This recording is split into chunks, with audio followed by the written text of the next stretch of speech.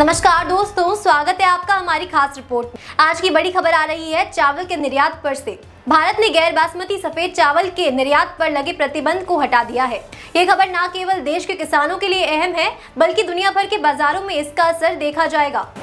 पिछले साल जब सरकार ने घरेलू महंगाई को काबू में रखने और देश में चावल की कीमतें स्थिर रखने के लिए यह प्रतिबंध लगाया था, तो कई देशों और अंतर्राष्ट्रीय संगठनों ने इस फैसले की आलोचना की थी। भारत दुनिया में सबसे बड़ा चावल निर्यातक है और इस प्रतिबंध ने वैश्विक बाजारों में चिंता पैदा कर दी।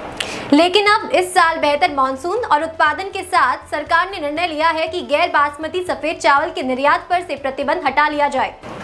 लेकिन यहाँ एक शर्त है, निर्यातकों को चावल एक न्यूनतम कीमत पर यानी $90 प्रति टन पर बेचना होगा।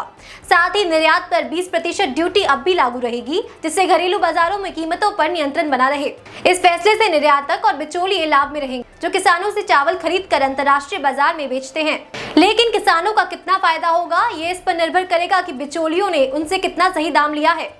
खासकर दक्षिण भारत के कर्नाटक, आंध्र प्रदेश और तेलंगाना जैसे राज्यों में उगाए जाने वाले सोना मसूरी जैसे गैर बासमती सफेद चावल की वैश्विक मांग अब बढ़ने की उम्मीद है।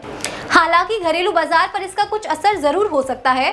निर्यात बढ़ने से देश में चावल की आपूर्ति कम हो सकती है, जिससे कीमतें थोड़ी बढ़ सकती हैं। सरकार को इस बात का ध्यान रखना होगा कि निर्यात और घरेलू मांग के बीच संतुलन बना रहे, ताकि ना किसानों को और ना ही आम जनता को कोई नुकसान हो।